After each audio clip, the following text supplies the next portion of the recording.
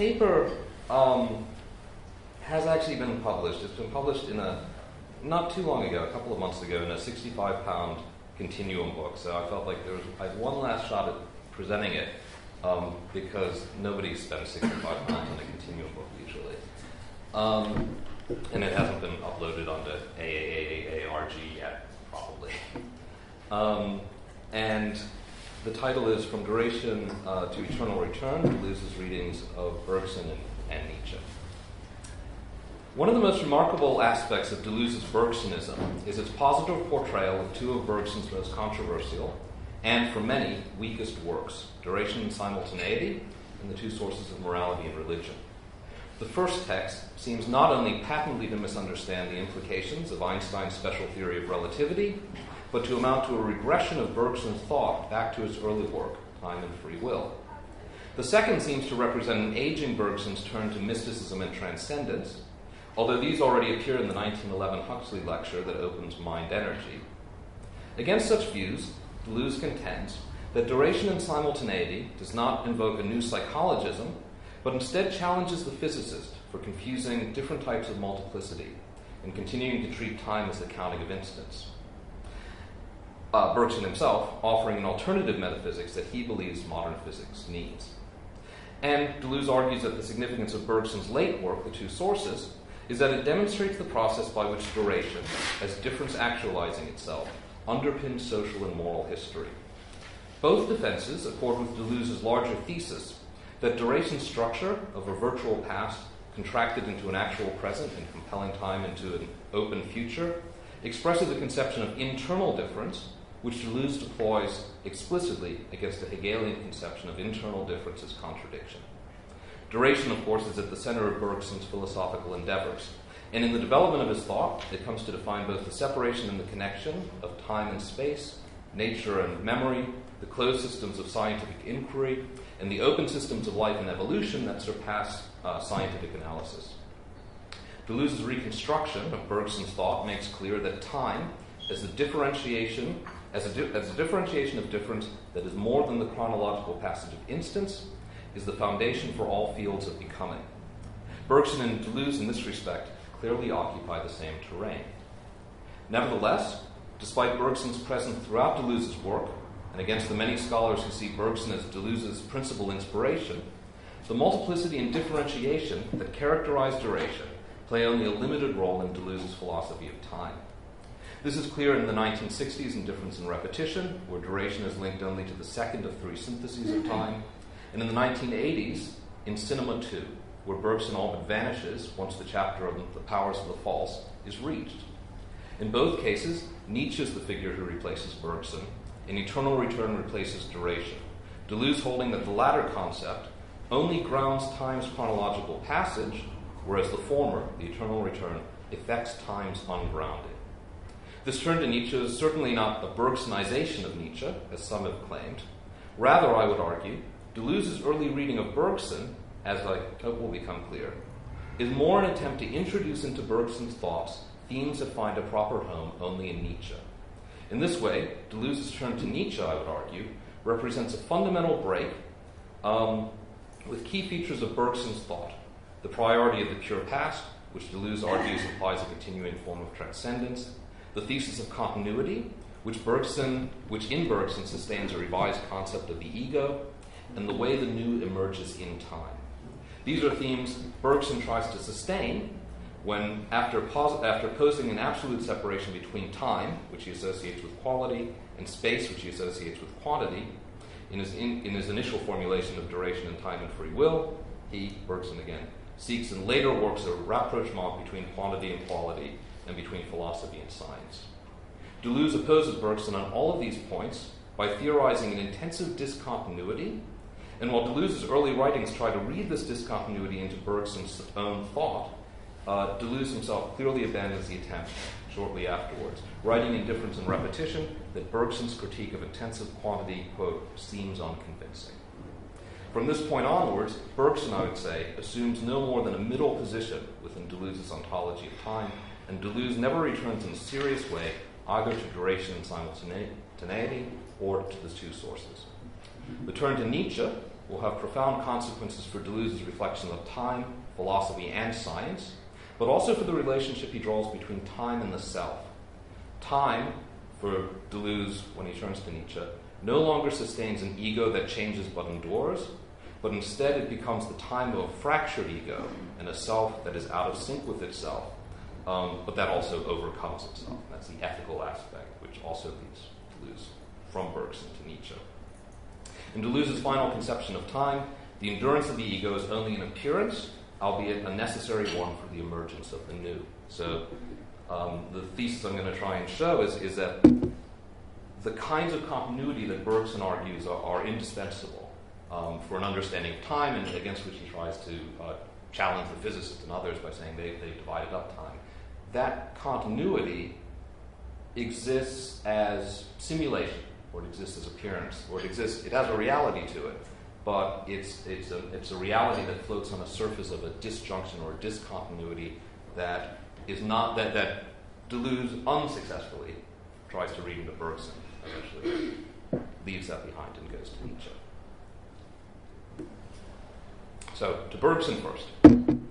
Time and Free Will opens with a critique of the concept of intensive quantity, defined as quantity that, quote, these are Bergson quotes, while admitting of no measure, can nevertheless be said that it is greater or less than another intensity, end quote.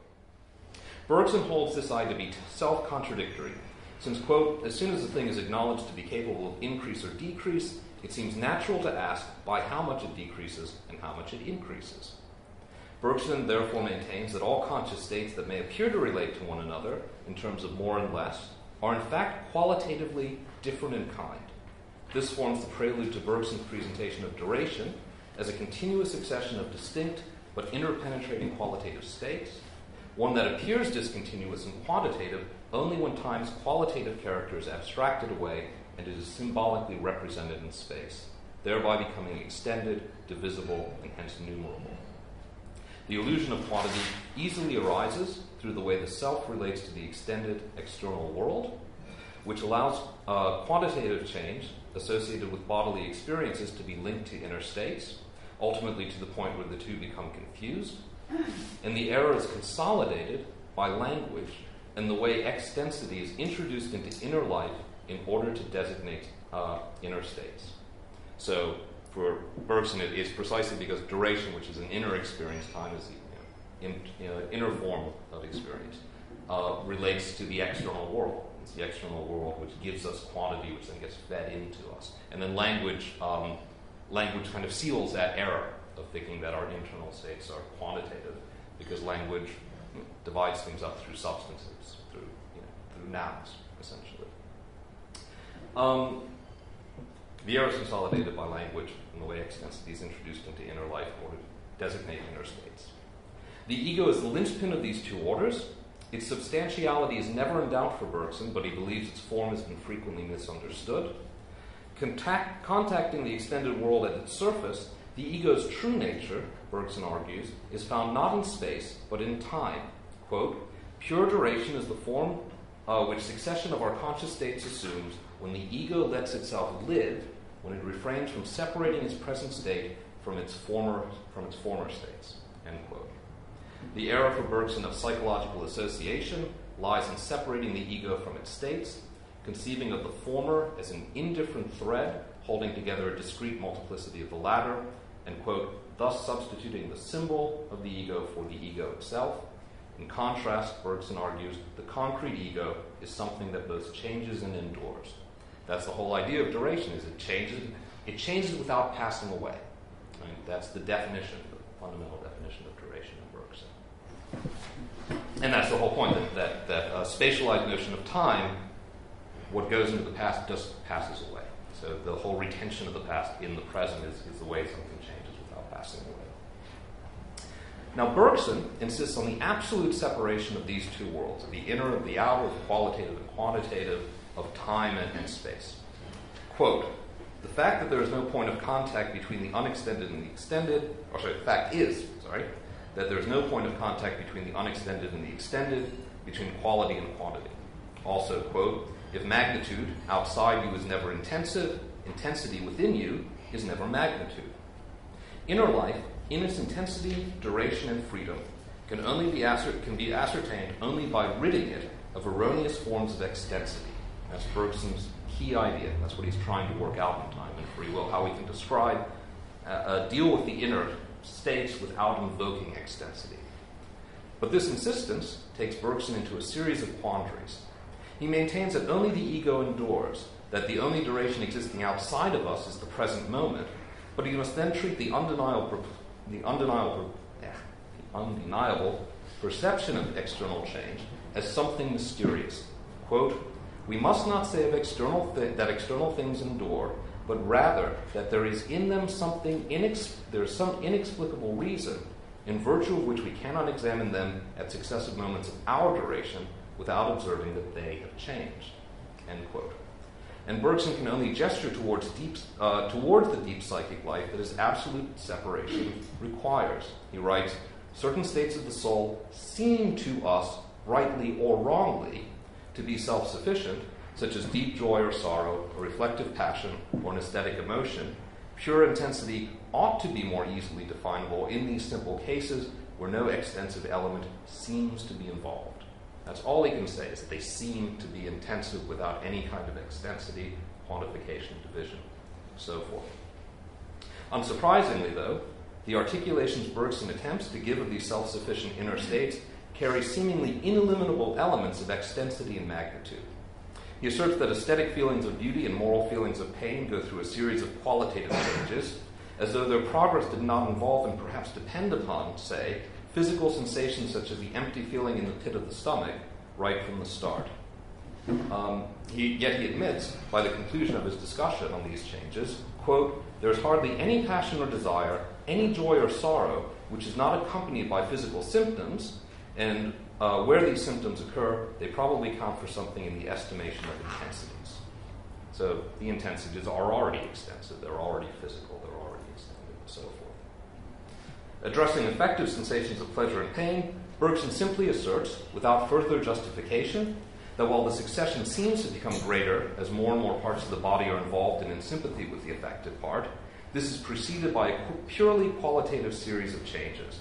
So as I'm trying to hold up something, and I'm using more and more of my body, right, and it's feeling heavier and heavier and harder, that the quantitative difference, the fact that it is more and more of a struggle, that Bergson says involves, is simply because more and more parts of my body are involved in struggling to hold this thing up, right, as I tire and so forth. And then he just asserts, and he never provides an argument for this, that before those extended quantitative, measurable changes take place, there's a series of qualitative changes. He just asserts it, he never argues for it. He never provides an argument for it. Perhaps nowhere are intensive feelings mixed more obviously with extensive elements than in Bergson's frequent use of simple motion to illustrate duration and its continuity. His favorite example is lifting your hand. Right? Since, despite Bergson's insistence that such movement, being successive, is durational, it is also clearly visual and hence extended. And Russell, in this respect, is quite correct, I'd argue, contra many of today's Bergson interpreters, in saying that Bergson's thought is articulated primarily through visual images. Keith Ansel Pearson's book makes the argument that it's primarily through sound, and that's simply not the case. Anyway, go on. Ultimately, Bergson can sustain the separation of quantity and quality only by invoking a crude idealism. He declares, for example, that, quote, "Sound would remain pure quality if we did not bring with it, if we did not bring in a muscular effort which produces it, or the vibrations with it which explain it, as though sound were anything other than a vibration." So what does it say? Sound is qualitative, as long as we get rid of the vibrations that are sound, right? It's the same mistake, same error that Nietzsche identifies in thinking that lightning is something distinct from its flash, and in fact it's the same error that Bergson finds with the associationists. It's the error of dividing the ego from its states. So that's Time and Free Will. Bergson later retreats from this absolute separation of quantity and quality in favor of a reconciliation between them. An obvious route is available, a synthesis a la Hegel, that based on how a sufficient change in quantity yields a change in quality, reunifies the two in the concept of measure. So there is, previous to that, a way of linking, synthesizing quantity and quality in measure. Such a resolution, however, would be quite clearly anathema to Bergson. It would also significantly lessen his value to Deleuze. Bergson, therefore, pursues two other interrelated paths. In the first, initially formulating in matter and memory, Bergson holds that science can move closer to consciousness and life by going beyond the mechanistic abstractions that deny movement its unity, indivisibility, and qualitative heterogeneity, and he praises modern physics for doing just this by treating the universe in terms of forces rather than atoms, thereby rediscovering the continuity of space. The worlds of internal duration and external space and movement may still be irreducible, and the translation of one into the other still an enigma, but this is the case only, quote, between quality on the one hand and pure quantity on the other, end quote. This opens the way for Bergson to ask whether, quote, real movements present merely differences in quantity, or are they not quality itself, vibrating, so to speak, internally and beating time for its own existence through an often incalculable number of moments, end quote. Bergson's answer is that the continuous flow of qualitative sensations in consciousness and of extended movements occurring in space can both be seen to involve the contraction of innumerable vibrations. The way modern physics and energetics dissolves the atom into wavelengths and frequencies of force thus provides the common denominator for the distinct worlds of consciousness and matter, ensuring, Bergson writes, that, quote, we grasp in perception at one and the same time a state of our consciousness and a reality independent of us. So this is the way in which Bergson at one point seems to think that science moves closer to life, right? to a possibility of grasping life, of communicating with life, by thinking of the world in terms of forces and vibrations and so forth, rather than atoms discretely, or chunks of matter discretely interacting in space. Yet Bergson knows that modern physics does not abandon quantity. Indeed, these vibrations, which he holds to be innumerable, continuous, and qualitative, are characterized by alternation and hence discontinuity, and are constantly being quantified. In principle, they must be numerable, since they demonstrate that there are, quote, beneath the apparent heterogeneity of sensible qualities, homogeneous elements which lend themselves to calculation, end quote. But Bergson maintains, carrying forward an argument from time and free will, that the actual calculation of these vibrations presupposes a consciousness with the quality of duration adequate to the task of tallying them. Having suggested that duration might be vibration, that's the earlier quote that real movements are vibrating, so to speak, internally and beating time with their own existence, duration now becomes the ground for the vibrations to have reality. To say that light waves vibrate 400 billion times a second, an alternation that cannot be grasped by our own lived duration, means that either there must be a real consciousness able to grasp this in a single intuition, with the same ease at which we count the ringing of clock bells, or we must dismiss the number as a fiction given to us by a still too quantitative science. Matter and memory affirms the first possibility with the idea of multiple rhythms of duration. That's the one that all the Bergson scholars love to quote, the idea of multiple levels of duration.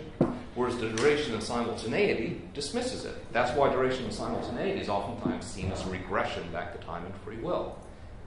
In that text, Bergson is left to argue that the physicist's vibrations and reciprocal forces are merely, quote, interposed human conventions, and that Peter on Earth and Paul in his spaceship traveling near the speed of light will in fact age at the same rate, even if each would seem to age differently from the other's perspective. So that's the idea, is that the physicist says that the spaceship moving at the speed of light, the person on the spaceship will age much slower than the person on Earth, and Bergson says that their durations will be the same because they're human beings. And all human beings, he asserts, have the same pace of duration. So it's impossible to say that one will age faster or slower than the other. It's simply a matter of their perspectives, of their different frames of reference. Right? And then, of course, we all know Einstein tells him off, and then he doesn't want the book published again. So, in any event, while Bergson may seem to contradict himself in the two texts, in matter and memory and duration and simultaneity, the different conclusions, and this is the point, are based on the same principle that quality and consciousness must have priority over quantity and measurement. The affirmation or rejection of constitutive vibrations and of the existence of different paces of duration all rest on claims that reality is fundamentally qualitative and that quantity is only an abstract and external view of this qualitative world. So the thing he really denies against Hegel is the idea that you could internally negate quality into quantity. He wants to say that quantity is necessarily external to quality. So he reinvokes that same division, the absolute separation of quantity and quality, by basically saying that no matter how you mix them, you could mix them, but quality always comes first. Right? The same priority of quality over quantity also governs Bergson's other proposed resolution. This one is prefigured in Matter and Memory, where Bergson suggests that, quote, the interval between quantity and quality might be lessened by considerations of tension. It continues in the Introduction to Metaphysics, where the diversity of durations is considered in terms of compression and dilation, and it reaches full articulation in Creative Evolution, where Bergson distinguishes consciousness and matter by how tightly they compact durational succession. Duration, this is in Creative Evolution, now infuses both matter and spirit, but the two are defined by opposing tendencies. Spirit compressing the past into the present in order to explode in creative evolution, and matter relaxing this compression and coagulating into the relatively inert substances that are susceptible to quantitative scientific analysis. Thus, Bergson writes, physics is simply psychics inverted. Nevertheless, the primary tendency is spiritual and hence qualitative, Bergson portraying the relationship between spirit and matter in terms of a jet stream thrown into the air, with droplets forming through condensation falling back to the earth, though these droplets are still pressed upwards by the continuous force of the uncondensed part of the jet stream. If you've ever been to Geneva, the only interesting thing to look at in Geneva is Leger, right? Some of you have been to Geneva, right? I'd go YouTube it. Anyway, it's really interesting. It's the several hundred-foot high steam jet. Right? You can see the droplets starting to form. It's the same sort of image. And time is thrust. Duration, I should say, is the thrust. And the matter is the coagulation of that jet stream. Okay. The evolution of living species, Bergson declares, represents what subsists of the primitive direction of the original jet and of an impulsion which continues itself in a direction the inverse of materiality, end quote. Thus, even though the genesis of intelligence and matter are inseparable, the former retains priority over the latter. And again, quality retains priority over quantity, duration over matter, time over space. Ironically then, while physics seems to have moved closer to life in Matter and Memory, in Creative Evolution, Bergson holds that positive science in principle bears on reality only, quote, provided it does not overstep the limits of its own domain, which is inert matter. All right. All of this undercuts Deleuze's claims that Bergson's critique of intensity in time and free will is ambiguous and not necessarily even directed at intensive quantity as such. That for Bergson of Matter and Memory, Deleuze writes, there are numbers enclosed in qualities, intensities included in duration, and that, quote, one of Bergson's most curious ideas is that difference itself has a number, a virtual number, a sort of numbering number. That's the Bergson conception of difference essay and also the Bergsonism book, where those claims are made. Deleuze's early readings of Bergson tried to save his philosophy from self-contradiction by distinguishing its methodological and ontological aspects. Bergson's method, he argues, isolates time and space by insisting on their differences in kind, establishing a strict dualism between the two. Bergson's ontology, on the other hand, relates time and space in terms of different tendencies to contract and relax, duration contracting itself into itself, all levels, and thus accounting for the genesis of both time and space. But this ontological unity, Deleuze argues, remains virtual and only potentially numerable. Invoking the virtual in this way, Deleuze contends that quantity is indeed reintroduced into quality, not in terms of numerically distinct differences of degree, which Bergson always criticizes, but rather as degrees of difference, that is to say, degrees of more and less, where number is not discrete but virtual. These differences of degree differentiate the levels of duration and distinguish time and space all within the same ontological monism. That's Deleuze's reading of Bergson. This methodological versus ontological division may answer some apparent contradictions in Bergson's thought, but whether intensive quantity really reemerges in Bergson is another matter. That Bergson himself does not recognize such a move is evidenced by the paucity of textual evidence that Deleuze can muster to demonstrate it. We all know that Deleuze has the little way in which he takes license at some point with the thinker. This is the point he takes it with Bergson. He never provides textual evidence to show that quantity is reintroduced into quality. Right? None is cited in the key pages that advance this position in Bergsonism. In the English translation, that's pages 91 to 94. In Bergson's conception of difference, Deleuze partially quotes a passage in The Creative Mind where Bergson states that physics is, quote, more and more clearly revealing to us differences in number behind our distinctions in quality. But that's just a partial quote. It's just a fragment. An examination of Bergson's full text shows that this point that he makes applies only, quote, to the world of inert matter, not to the world of life, and it remains dependent on, quote, a choice of a certain order of greatness for condensation, end quote, that consciousness realizes when it contracts material vibrations to grasp these qualities in a perception. Moreover, Bergson's peculiar stance in modern science, which we've already discussed, surely indicates that if Deleuze is right in saying that Bergson's philosophy, quote, triumphs in a cosmology where everything is change in tension and nothing else, end quote, it remains very different from the measurable change in tension of modern physics. Indeed, Bergson's own words indicate that despite his terminology of contraction and relaxation, of more and less, which he uses to describe differences within duration and to define the difference between spirit and matter, he, Bergson, continues to consider these differences not to be quantitative, even in a virtual or intensive sense, but rather qualitative. Thus, the passage Deleuze quotes from the Introduction to Metaphysics of Creative Mind, where Bergson speaks of a continuous multiplicity of durations above and below human duration, are followed a few pages later in Bergson's text by a dismissal of infinitesimal calculus as a science of symbols and magnitudes, and a call for metaphysics, quote, to operate differentiations and qualitative integrations.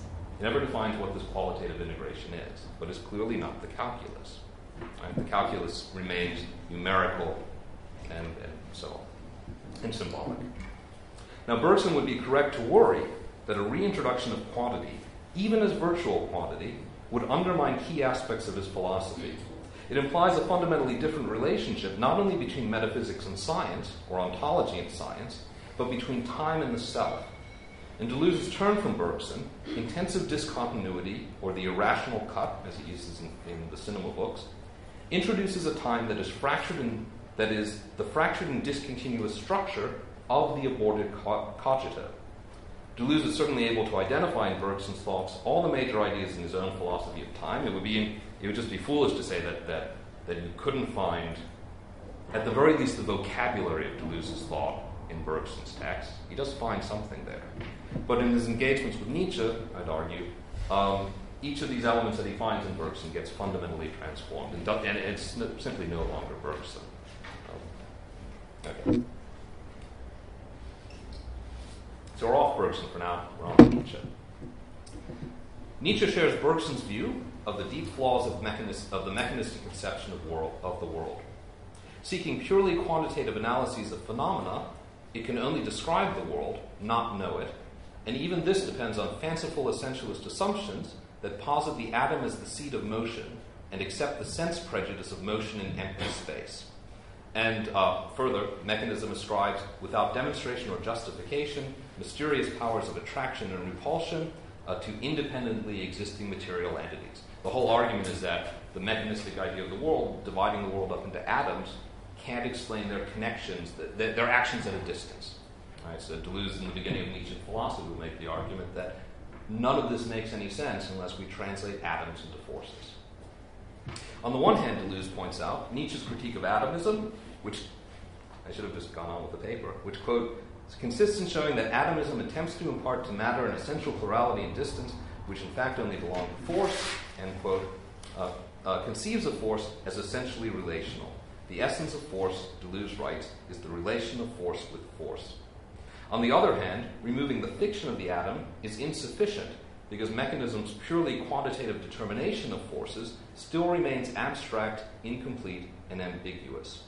So it's not enough to just replace atoms with forces.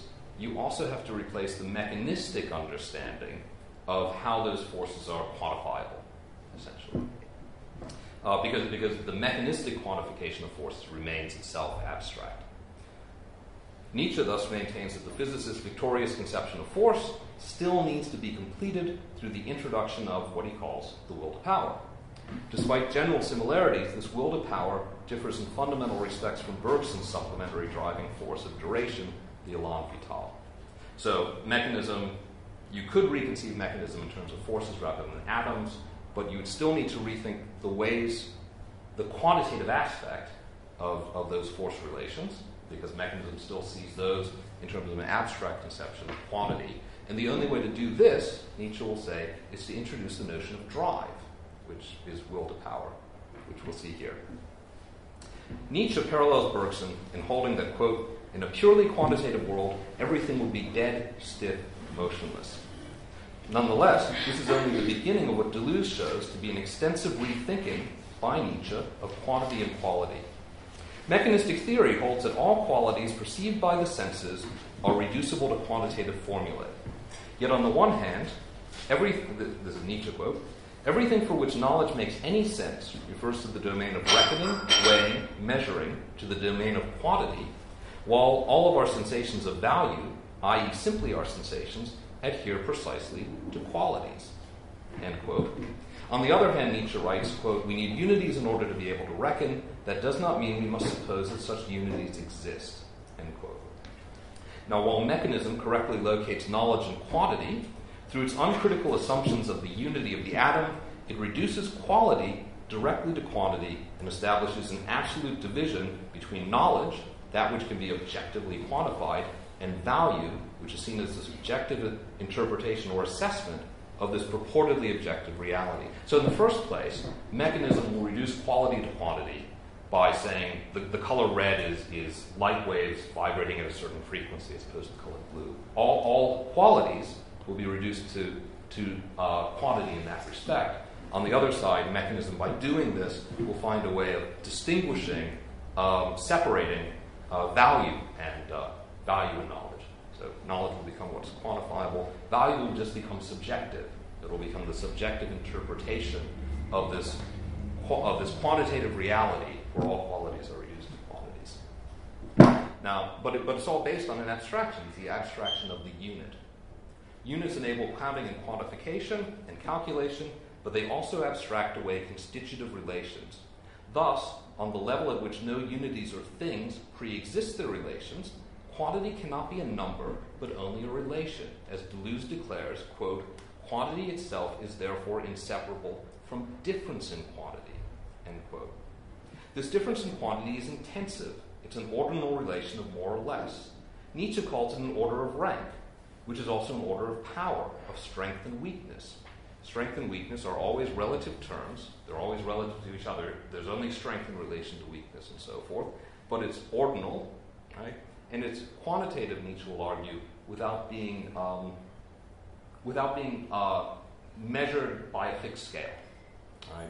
There's no way in which, at this point, we're talking about you're 5 times stronger than me, or anything like that. That we can talk about strength and weakness, but not yet in terms of those kinds of discrete quantitative numerical ways of thinking. Right? Because otherwise, you could think of them in terms of equality. Right? You might be 5 times stronger than me, but if I put on 5 times more muscle power, then we're equally strong. And that's the whole point. Nietzsche says that's the abstraction, is to try and think of these differences of power in terms of equality. Right? So the difference in quantity is intensive. It's an ordinal relation of more and less. It's an order of rank. And as an intensive difference, it cannot be measured along a fixed numerical scale that could reduce differences of forces to equality. So as Deleuze maintains, to dream of 2 equal forces is a coarse and approximate dream, a statistical dream in which the living is submerged, but which chemistry dispels. What is thereby given to the senses Nietzsche would argue, and only later organized into numerically distinct and measurable unities are the affects of this difference in quantity. So we get rid of units. At a concrete level, we only have relations. There is still affect involved in this, because there are relations, so therefore there are affects. It's only it's only subsequently that those affects get organized into units that we then count. All right? So I hope that makes sense. It's recorded in case it doesn't. Oh yeah, and it's published as well. However, although the world of forces is one of differences in quantity, Nietzsche maintains that this qualitative difference is never experienced as such, but is instead felt in terms of quality. Quote, our knowing limits itself to establishing quantities, but we cannot help feeling these differences in quantity as qualities. We sense bigness and smallness in relation to our conditions of existence. With regards to making possible our existence, we sense even relations between magnitudes as qualities. End quote. Deleuze thus holds that quality is, quote, distinct from quantity because it is that aspect of quantity that cannot be equalized out in the differences between quantities. Qualities are therefore heterogeneous, just like forceful differences in quantity, but while qualities are entirely a matter of perspective, they are not merely subjective interpretations of an independent quantitative reality. The link between quality and difference in quantity thereby subverts mechanisms of partitioning of knowledge and value. Values may not be reduced to fixed quantities, but they remain immanent to the domain of quantity, since values refer to power relations and are constituted so as to be, quote, our perspective truths which belong to us alone and can by no means be known. Consequently, Nietzsche concludes the reduction of all qualities to quantities is nonsense. What appears is that one accompanies the other, an analogy. Now, once mechanisms' abstractions of unity and numerical quantity are eliminated, Nietzsche holds, quote, no things remain, but only dynamic quanta, in a relation of tension to all other dynamic quanta. Their essence lies in their relation to all other quanta, in their effect upon the same, end quote.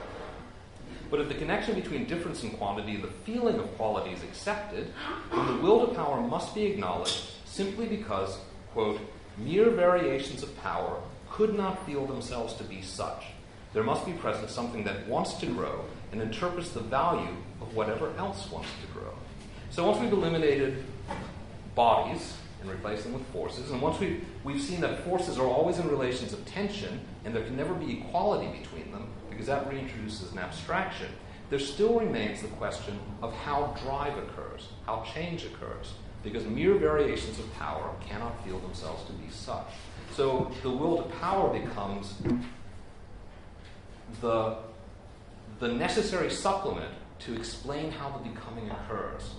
And maybe the best way of thinking about it is the same thing that Freud says about the drives in the unconscious. Right?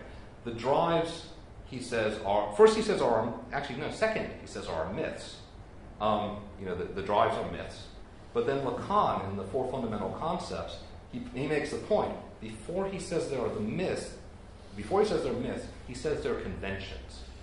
The drives for Freud are the conventions to explain phenomena that we couldn't explain any other way, the phenomena of how I'm driven to do something, to be, how I'm driven to chew on, as you might be able to see, to chew on the end of my pen. I have an oral drive. All right? It's hard to, it's a necessary convention to explain those kinds of things. So in a similar sense, the will to power is the same kind of thing. All right? What this means is that the will to power is, quote, not a being, not a becoming, but a pathos, the most elemental fact from which a becoming and affecting emerge, end quote. And the various meanings of the Greek pathos, occasion, event, passion, suffering, and destiny, those are the ones that Kaufman provides as the definitions of pathos in the big Nietzsche book. All of those meanings are significant. The will to power arises in the event of clashing forces, and indeed is nothing but this clash. Nietzsche writes, the degree of resistance and the degree of superior power, this is the question in every event. It is an affect or feeling of power that is inseparable from the clash and defines a perspective that it carries forward. This is the point.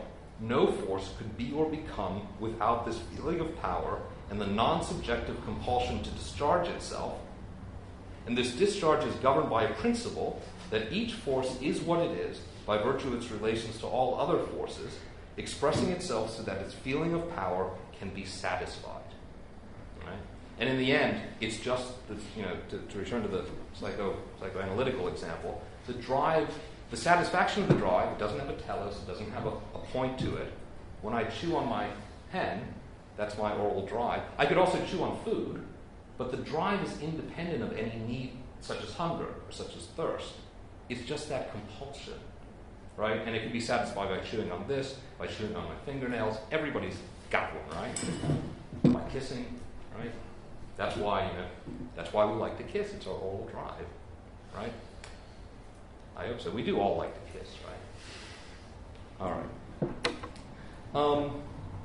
But without asserting that there's this non-subjective drive, compulsion to discharge, and then for Freud, the pleasure principle is just satisfied by the discharge, right? It's not satisfied by eating food and then getting rid of my hunger. It's just satisfied by the chewing, right? The drive is satisfied just in that way. Anyhow, to get back to the paper, I really should move forward with the paper because I'm going to run out of time otherwise. No force could be or become without this feeling of power and the non-subjective compulsion to discharge itself, and this discharge is governed by the principle that each force, which is what it is by virtue of its relations to all other forces, expresses itself so that its feeling of power can be satisfied. Right? My oral drives, when they express themselves, they attain a satisfaction which is nothing other than the satisfaction of being discharged. Right? Deleuze thus concludes that although the will to power emerges from clashing forces, it is also their genetic and creative element, both determining the difference in power between related forces and the corresponding active or reactive qualities of each force in the relationship. By the way, if I'm chewing on stuff, if my oral drive is dominant, it's affecting all of my other drives, right? It's carrying the rest of me along for the ride. It's carrying the multiplicity of my drives along for the ride. All right? I mean, I could also be scratching other parts of my body and do anything. I could also perform all of that up here, but I won't do that. But you can see that the idea is that one of the drives will take the rest of the drives along with it, and that will be the expression. Right? That will be the meaning that's carried forward by the dominance of one drive. Right? This is the way in which Freud and I think and Nietzsche really are close, although there's all these other ways in which they're not. All right? The will to power here, this is a Deleuze quote, the will to power here reveals its nature as a principle of the synthesis of forces. Right? The will to power is the synthesis of my different drives as I'm taken towards, reaching for the pen, picking it up, putting it in my mouth, chewing it, so on. Right? Principle of the synthesis of forces. This synthesis, which relates to time, forces pass through the same differences, or diversity is reproduced. End quote. In the terminology of difference and repetition, the will to power is the differentiator that relates difference to difference without any mediation whatsoever by the identical, the similar, the analogous, or the opposed. When one drive takes the rest of me on the journey towards whatever it is, I'm not a unity in the sense of being a subject, right? But I'm an assemblage. What is an assemblage? It's a relation of different to different without any mediation whatsoever between the identical, similar, analogous, or opposed. So that's why the will to power is the dark precursor, a difference in itself or a difference of the second degree which relates heterogeneous systems and completely disparate things. My drives are always disparate things. They don't work in any kind of pre-established harmony. It is this discontinuity which cannot be found in Bergson nor in Deleuze's reading of Bergson. Talked a lot about Freud and forgot about Bergson. The language of synthesis appears in both Bergson and Deleuze, and in Deleuze's early Bergson text, but only negatively. Duration, Bergson maintains, is not a synthesis. That's very important. It's not a synthesis of unity and multiplicity, even if it is both a unity and multiplicity. Right? He's very insistent on this, Bergson is. Duration is not a synthesis. Synthesis, he argues, constitutes number and motion, but it depends on duration, even though it also engenders a confusion between duration and space. But Deleuze does eventually adopt in a positive way the language of synthesis, and he links it to duration, holding duration to be the second of two passive syntheses of time. By the way, there are only two passive syntheses of time. Third synthesis of time is never called passive.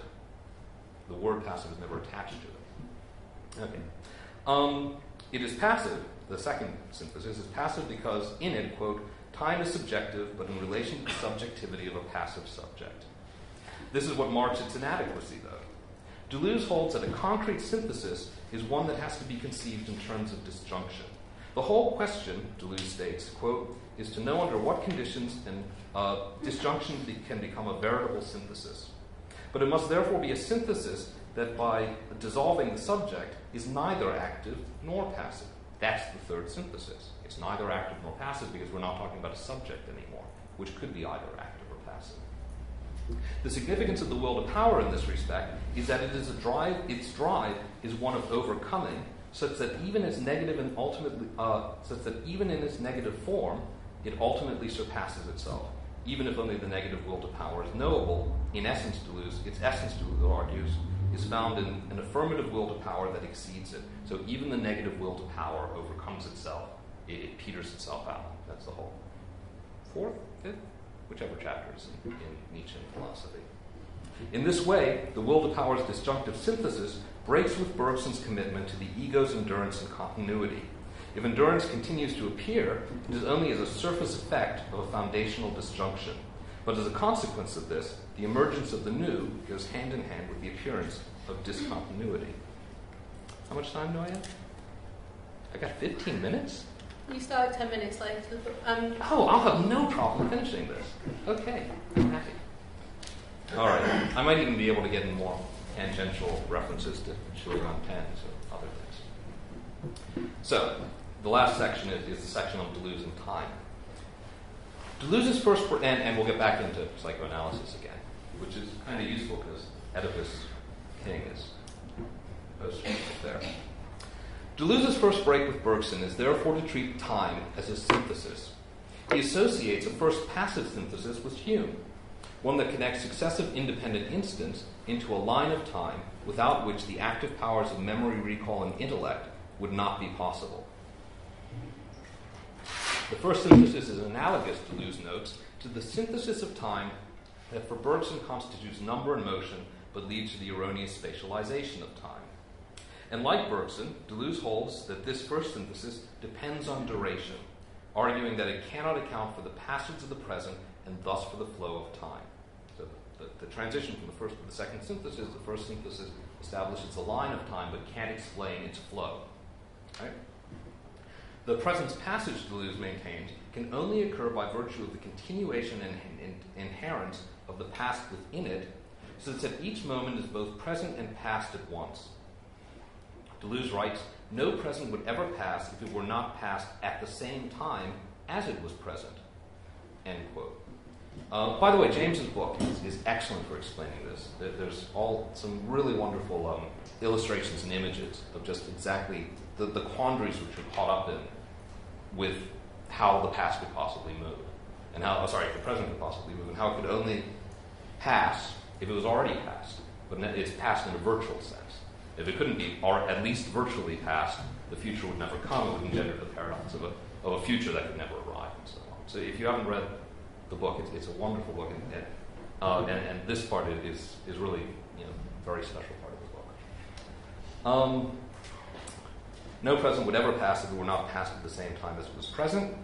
Duration, as a synthesis of multiple layers of memory compressed into the present, thereby serves as the transcendental ground of time and its passage. Deleuze writes, the claim for the present is precisely that it passes, however it is what causes the present to pass, that which is present and that to which present and habit belong, which is to be considered the ground of time. It is memory that grounds time.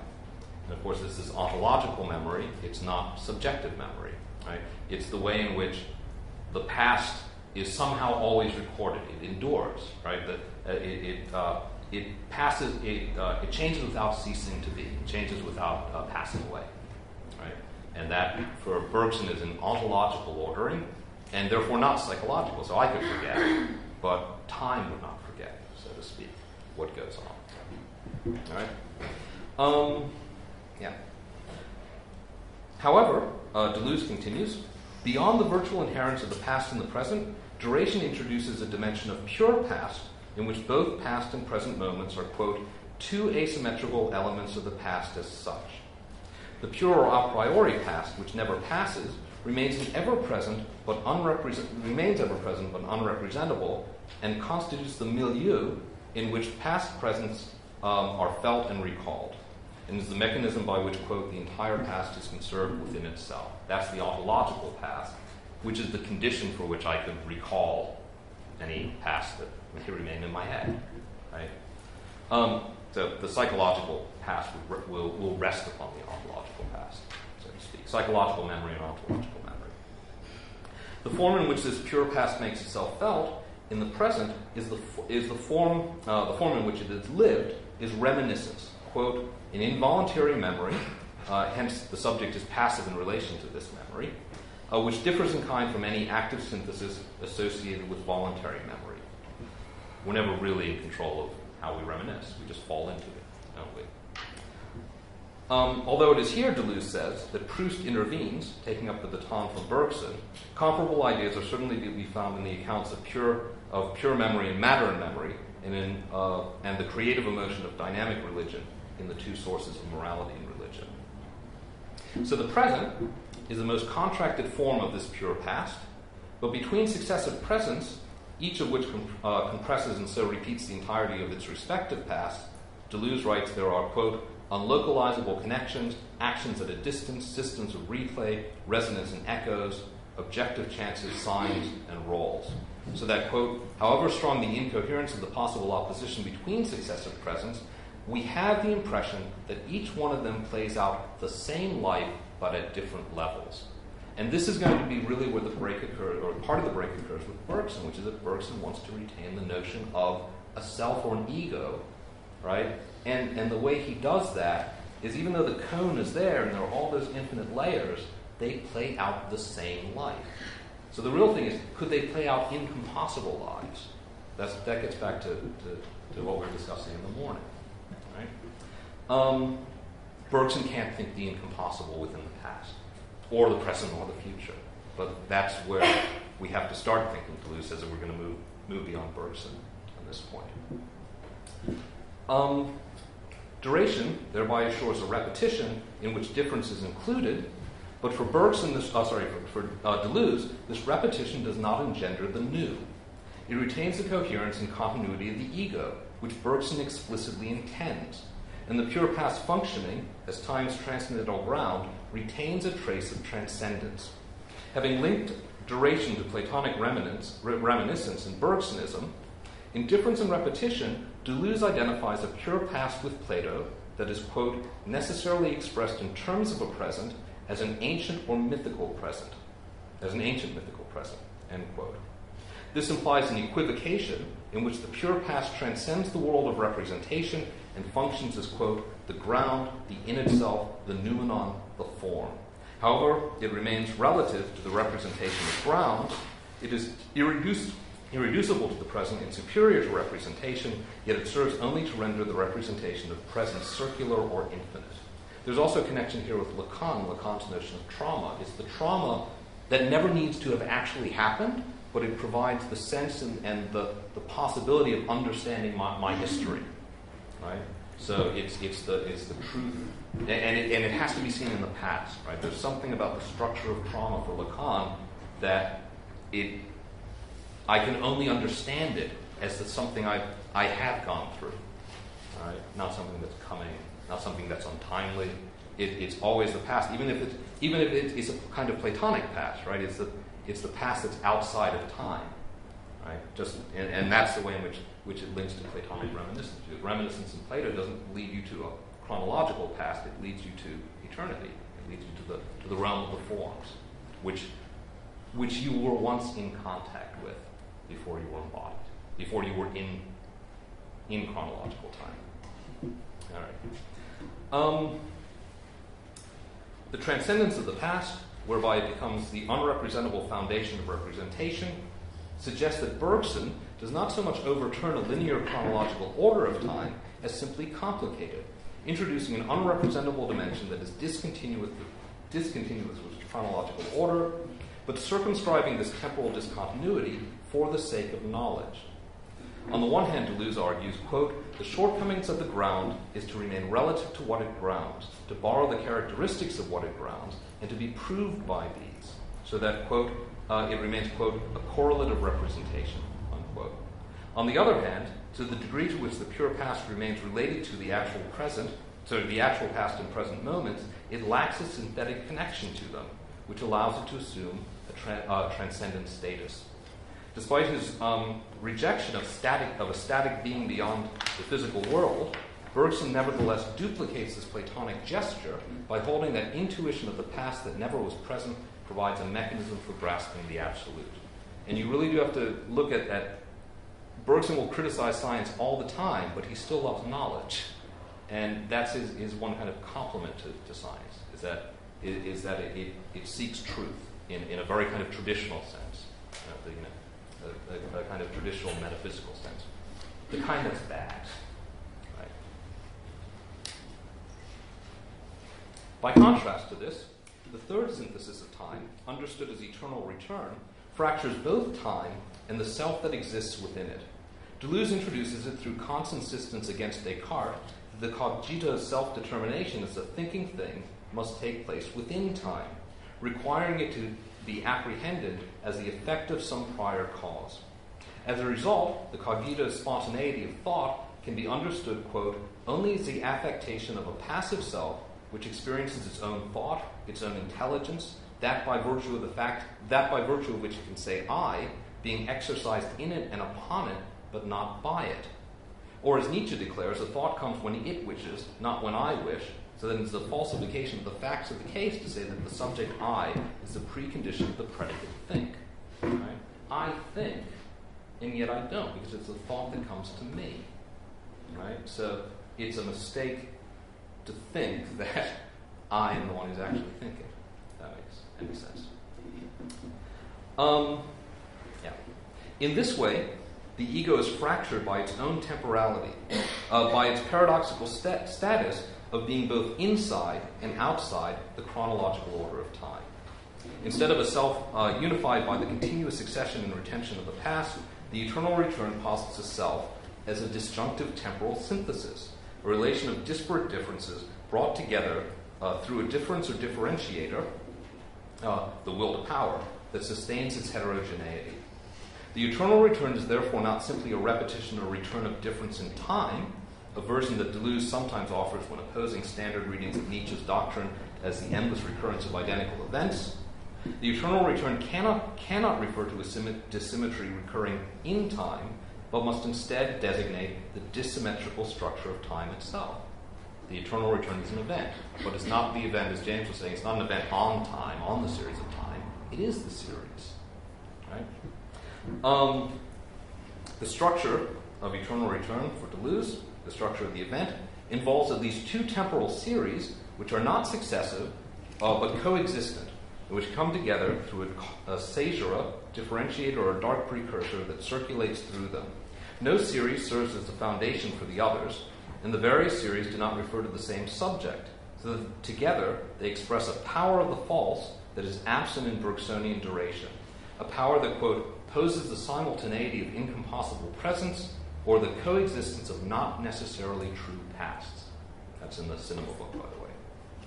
Deleuze, in the Powers of the False chapter, Deleuze offers as an illustration, back in Difference and Repetition, a revised version of Freud's Oedipal story, in which the Oedipal trauma need not refer to a real childhood event,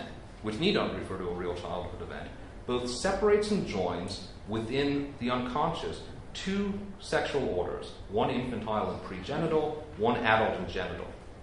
The orders have divergent body images in both real and imaginary objects of desire, memories of the past, and expectations of the future, and they are linked through an event expressed by the phallus, the signifier of the mysterious law of the father.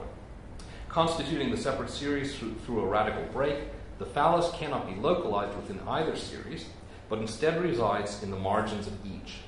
But the phallus does not establish an identity between the two temporal series because it has no identity itself. It is thus univocal across the series, but this univocity is that of an enigma. The phallus therefore functions as a differentiator, connecting temporal series that are, quote, not distributed within the same subject, end quote. In place of a subject, then, is a self that is out of sync with itself, caught up in diverse lines of time, referring to different subjectivities within the same, not-so-unified being. In my unconscious, all of my selves, so to speak, which might be incompossible with each other, are resonating together at the same time. So there's my childhood self, which has a certain image of myself and of my adulthood, what my adulthood could be, right? My expectations of the future, of the adults that I already know. There's my adult self, right, which is also in my unconscious, which may have completely disparate understandings of the same figures. Could be they parental figures or friends or imaginary figures or what have you. And there might even be all sorts of others that never are lived as such, right? But they still exist in the unconscious, and they're all unified by the trauma, right? Because again, this is Deleuze in his psychoanalytical mode before Guattari gets to him, right, and moves him away from some of this stuff. The phallus therefore functions as a differentiator, connecting different temporal series that are not distributed within the same subject. In place of a subject, then, is a self that is out of sync with itself, caught up in diverse lines of time referring to different subjectivities within the same not-so-unified being. These disparate subjectivities are brought together by way of their repetition and resonance with each other, so that the adults we knew were expected to be as child subjects, Deleuze says, resonate in the unconscious with the adult subjects one is among other adults and children. And they communicate through a traumatic event that is never fully defined for or by any of them. This multiplicity may easily be effaced, and indeed it regularly is, leaving an apparently singular subject, leading a single line of successive events. We still do think of ourselves as a single subject, even though we're a multiplicity of subjects relating to each other in this way. I think that's time if you want questions. I got 2 minutes? Yeah. Okay. The enigma of the traumatic event may then appear as an original early childhood event that we later repeat well or badly, and that's Freud's frequent error with respect to the event. The point is that the event is the untimely element that crosses and connects the heterogeneous temporalities. Let me just skip that last part. Go to the eternal return itself, and this is just the last paragraph of the paper. I was almost at the last paragraph anyway, because this gets to what James was talking about just at the end of his session. When realized in action, Deleuze holds, the third synthesis of time presents a temporal order in which, quote, this is the quote, the present is no more than an actor, an author, an agent destined to be effaced, while the past is no more than a condition operating by default, end quote. The past provides the default conditions for the act of overcoming, of willing the eternal return, but the performance of so great an act in the present requires the consolidation and unification of the ego around an ego ideal that makes it equal to the task. But while overcoming finds its origin in this unified ego, Deleuze argues, quote, the event and the act possess a secret coherence which excludes the self. They turn back against the self, which has become their equal, and smash it to pieces, as though the bearer of this new world were carried away and dispersed by the shock of the multiplicity to which it gives birth. What the self has become equal to is the unequal in itself. The overt form of willing the eternal return thus involves transforming every it was into thus I willed it, and finally into thus I will its eternal return. It thereby retains the appearance of circularity and continuity, but beneath this, it carries out a profound transmutation which dissolves the ego and opens the self to multiplicity. So the whole point is, I will its eternal return. I transform every it was into thus I willed, and then into I will its eternal return. But the whole point is, there never was an I that was doing this in the first place. So the transmutation comes through the whole eternal return itself. But the transmutation then is, I never was an I. If that makes sense. I only thought I was an I. I somehow acted as though I was an I. There's a Kantian moment. I'm not an I, but I must act as if I can. as if I am, in order to overcome. So beneath it carries out this profound mutation. It dissolves the ego and opens the self to multiplicity.